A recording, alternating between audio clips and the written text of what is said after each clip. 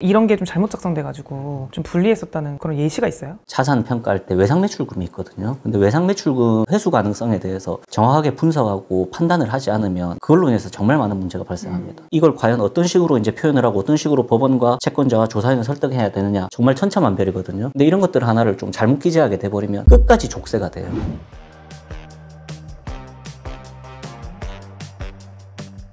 안녕하세요.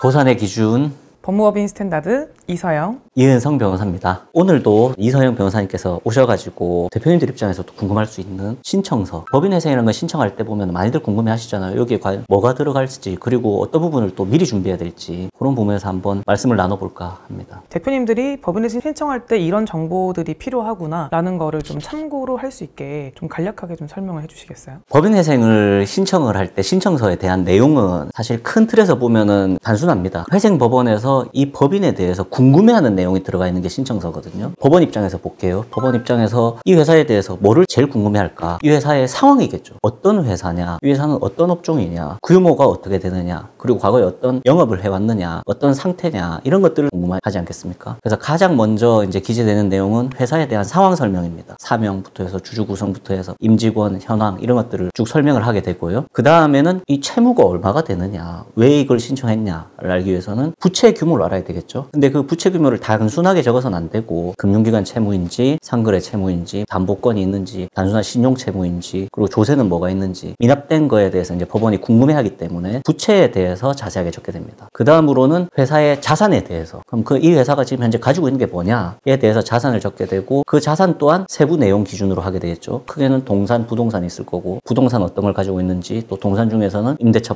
보증금이라든지 매출 채권이라든지 이런 것들을 쭉 적게 됩니다. 그리고 또 이 회사에 대해서 중요한 부분이 이 회사가 보통 한계 기업들, 어려운 기업들 같은 경우에는 지금 아마 보고 계신 대표님들도 마찬가지일 수 있는데 각종 소송을 당하게 돼요. 지급 명령이라든지 아니면 실제로 민사소송이라든지 압류 또는 가압류가 될 수 있거든요. 이 부분을 법원에서 또 굉장히 민감하게 봅니다. 왜 그러냐면 채무자회생법에 의해서 압류라든지 소송에 대해서 각각 이제 여러 가지 소송 유형, 절차에 따라서 따로 진행할 수 있도록 그렇게 되어 있기 때문에 진행 중인 소송 경과에 대해서 자세하게 쓰도록 되어 있습니다. 그리고 이 회사가 그러면 어느 정도 오케이 파악이 됐어. 이런 상황이 있구나. 그럼 왜 이렇게 어려워졌는가에 대해서 이제 궁금하게 되겠죠. 그래서 이 회사가 지금 왜 어려워졌는지 뭐 예를 들면 코로나 때문인지 대출 금지 상승 때문인지 원가율이 너무 높아졌다든지 아니면 임금이 너무 많아졌다든지 뭐 이런 여러 가지 사유에 대해서 구체적으로 경위에 대해서 작성하게 됩니다. 그러면 이제 법원 입장에서는 그래 어떤 회사인지 알았고 왜 이렇게 어려워졌는지 알겠어. 그러면 당연히 뭐가 궁금할까요? 어떻게 살아날 거냐 이게 궁금하겠죠. 그래서 마지막으로는 이 회사가 가지고 있는 가치에 대해서 앞으로 내가 이 10년 동안 쭉 영업을 영위를 했었을 때 파산 절차에 비해서는 채권자들에게 손해가 덜하다라는 것을 설명을 하게 됩니다. 이게 이제 소위 말하는 계속기업 가치와 청산 가치 이런 비교를 하게 되고요. 끝으로는 이제 자구 노력, 인건비라든가 이런 것들 판관비를 어떻게 조정을 하겠다. 원가율은 어떤 식으로 다시 적절하게 만들겠다.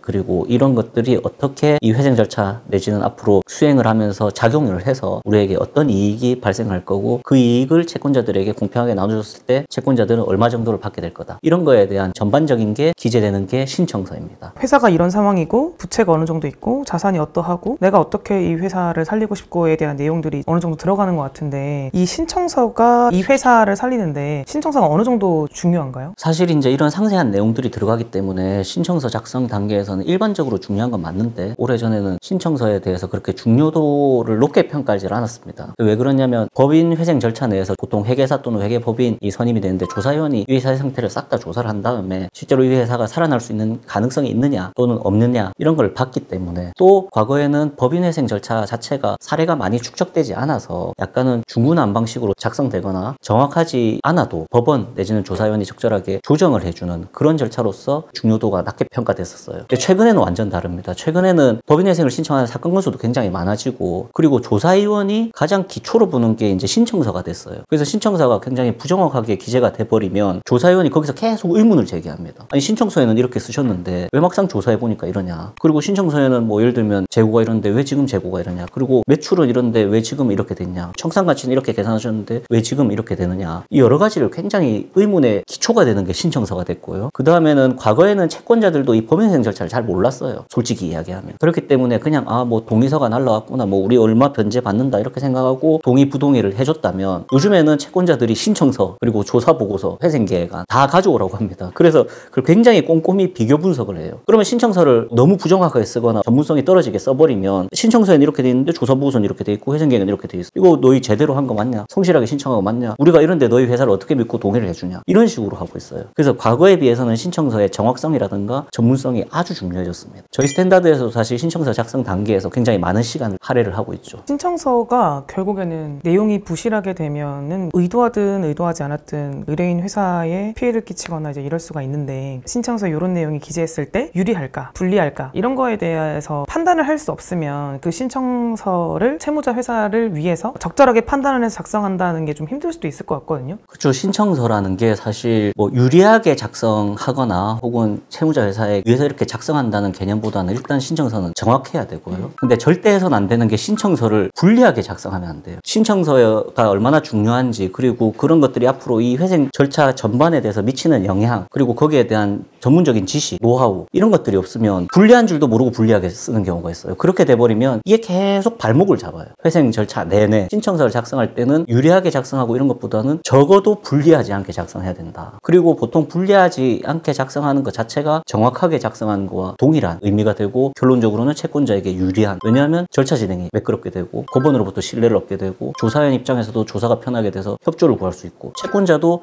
이 회사는 정말 진지한 의사가 있고 이 회사는 정말 다시 한번 살아나서 이 사회에 기여할 수 있는, 그리고 채권자들의 손해를 최소화시킬 수 있는 회사구나, 믿음의 출발점이 되기 때문에 저는 더욱더 이 신청서가 중요한 시점에 왔다 이렇게 생각을 합니다. 우리야 당연히 전문성을 가진 로펌이니까 그러지 않겠지만, 이제 변호사님이 건너 들으신 그런 예시가 있어요? 이런 게 좀 잘못 작성돼가지고 좀 불리했었다는 그런. 물론 구체적인 거를 이제 말씀드리긴 어렵지만, 가장 큰 문제라는 거는 이 청산 가치에서 보통 문제가 많이 돼요. 그 중에서도 뭐 하나 일종의 팁이라고 해야 되나, 그런 걸 드리면, 청산 가치 중에서도 그게 물론 이제 계속 기업 가치하고도 연관되지만 자산 평가할 때 외상 매출금이 있거든요. 근데 외상 매출금 회수 가능성에 대해서 정확하게 분석하고 판단을 하지 않으면 그걸로 인해서 정말 많은 문제가 발생합니다. 이 회수 가능성에 대한 법적인 분석 내지는 굉장히 노하우가 많이 필요해요. 이걸 과연 어떤 식으로 이제 표현을 하고 어떤 식으로 법원과 채권자와 조사인을 설득해야 되느냐, 정말 천차만별이거든요. 근데 이런 것들 하나를 좀 잘못 기재하게 돼버리면 끝까지 족쇄가 돼요. 그래서 이런 부분들에 대해서는 좀 꼼꼼하게 검토하는 노하우, 이런 것들이 좀 필요합니다. 잘 작성된 신청서와 그렇지 않은 신청서가 차이가 많이 나는 이유가 뭐라고 생각하세요? 이제 가장 큰 거는 사실 경험이죠. 법적 지식 같은 경우에는 채무자회생법과 여러 가지 법리들 이런 것들이 이제 그래도 꽤 오랜 기간 축적이 돼 있기 때문에, 그리고 책들도 요즘 많이 나오지 않습니까? 그래서 그런 걸 보면서 신청 대리인 입장에서는 어느 정도 공부를 하고 이제 신청서 정도는 작성을 할 수 있게 되는데, 경험이 뒷받침되지 않으면 이게 완전히 괴리가 되는 경우가 있어요.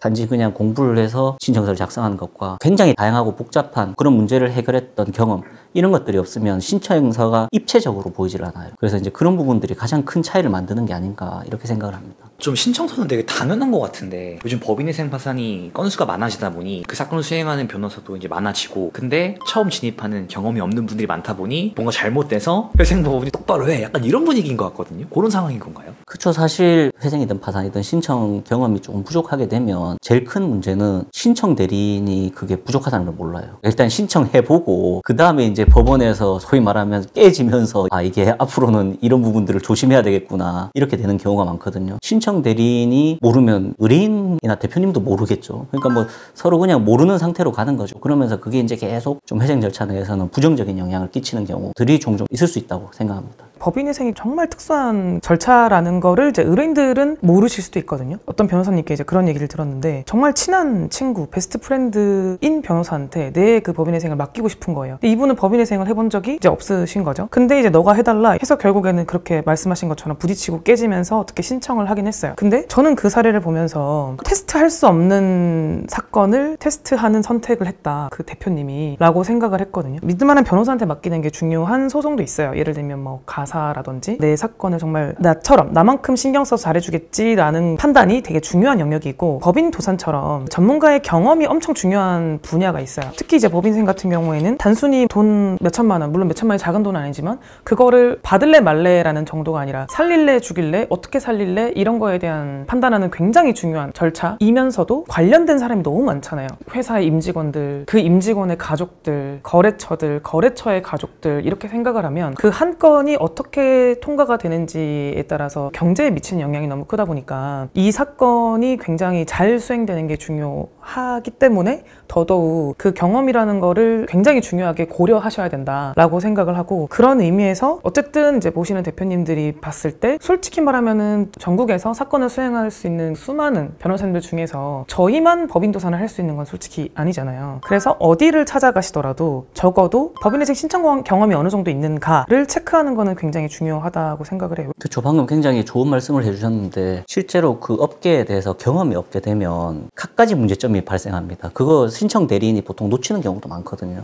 그런 리스크가 있다는 걸 정확하게 알고 대표님에게 조언을 드려야 되는데 조언 자체를 놓치게 되면 서로 혼란에 빠지고, 그렇게 되면 해결하는 방법 또한 떠오르지가 않습니다. 지금도 여러 가지 이제 법인회생을 진행하면서 정말 다양한 문제점들이 발생할 수밖에 없어요. 물론 변호사도 사람 이상 그 모든 상황을 다 예측할 수는 없습니다. 그렇지만 그 경험에서 비롯되는 그런 조언들, 이런 것들은 성패를 가를 정도로 핵심적으로 작용하는 경우들이 있습니다. 1년에 혹은 뭐 한 달에 몇 건 정도 하고 계시냐, 뭐 그냥 진행하고 있는 게 어느 정도까지 있으시냐, 이런 질문 정도는 뭐 하더라도 크게 무례한 질문은 아닐 것 같아요. 자신 있으신가 보네요.